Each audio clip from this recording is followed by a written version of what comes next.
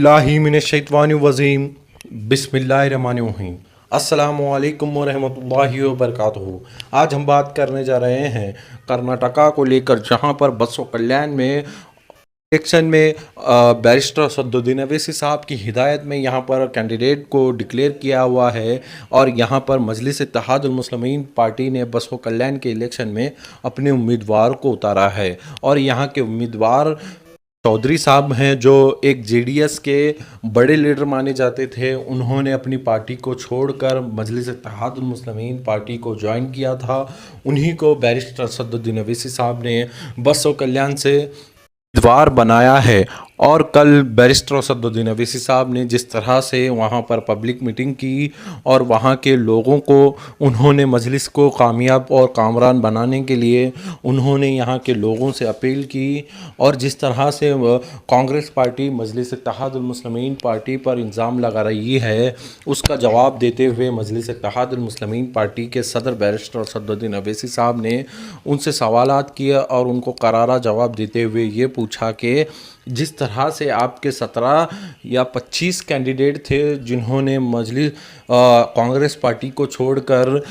BJP party को join किया, और यहाँ की जो गठबंधन की सरकार थी जेडीएस प्लस कांग्रेस, उसको उन्होंने गिराया है। और यहाँ पर फिर से भारतीय जनता पार्टी को सत्ता में लाने के लिए कांग्रेस पार्टी के पहले जो कांग्रेस को छोड़कर भारतीय जनता पार्टी का साथ दिया था, जिस तरह से मजलिस पर वो इल्ज़ाम लगा रहे हैं, पहले उनको ये देख लेना चाहिए कि अपने कैंडिडेट और अपने एमएलए उनका साथ हैं या फिर उनका साथ छोड़कर दूसरी पार्टियों में जिस तरह से वो जा रहे हैं, उसको देखकर वो लोगों को ये समझ लेना चाहिए कि दूसरों पर इल्ज़ाम लगाने से पहले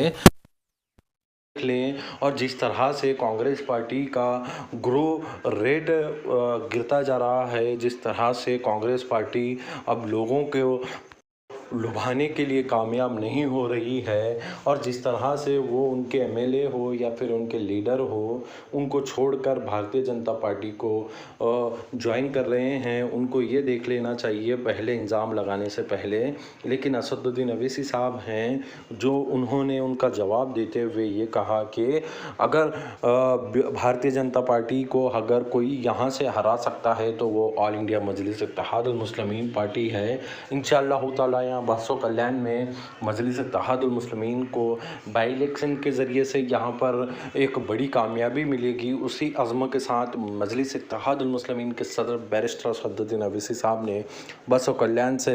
अपने खिताब के ज़रिए से यहाँ की मौजूदा सरकार और यहाँ की कांग्रेस पार्टी को उन्होंने करारा जवाब देते हुए ये कहा कि मजलिस को यहाँ से बड़ी जीत हासिल होगी। और जिस तरह से मजलिस इत्तेहादुल मुस्लिमीन पार्टी ने बिहार में बाई इलेक्शन के ज़रिए से उन्होंने वहाँ पर मजलिस का खाता खोला था, उसी तरह से अब कर्नाटका में भी मजलिस को कोई हरा नहीं सकता बसव कल्याण से। इंशाअल्लाह ताला आने वाले दिनों में यहाँ पर जो विधानसभा इलेक्शन होने जा रहे हैं और जिस तरह से यहाँ पर पंचायत इलेक्शन का ऐलान होने जा रहा है, उसमें मजलिस इत्तेहादुल मुस्लिमीन के सदर बैरिस्टर असदुद्दीन अवैसी साहब ने ये कहा है कि यहाँ पर गुलबर्गा, बीदर, बीजापुर में असदुद्दीन अवैसी साहब और ऑल इंडिया मजलिस इत्तेहादुल मुस्लिमीन पार्टी कर्नाटका के म्यूनसिपल कॉरपोरेशन में भी हिस्सा लेगी और विधानसभा के इलेक्शन में भी हिस्सा लेगी। वो चाहे वो नगर पंचायत हो या फिर कॉरपोरेशन इलेक्शन हो या फिर असेंबली इलेक्शन हो या फिर म्यूनसिपल कॉरपोरेशन इलेक्शन हो या फिर पार्लियामेंट इलेक्शन हो, इस मर्तबा मजलिस के उम्मीदवार मैदान में रहेंगे और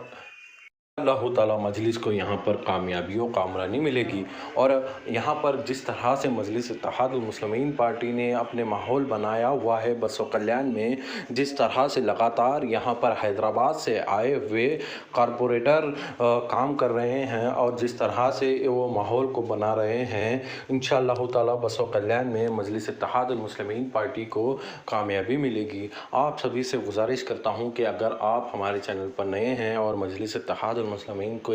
चाहने वाले हैं तो आप मजलिस के लिए दुआ करें और हमारे वीडियो को देखने के लिए और ऐसे ही मजलिस से जुड़ी हुई खबरों को देखने के लिए आप हमारे चैनल पर सब्सक्राइब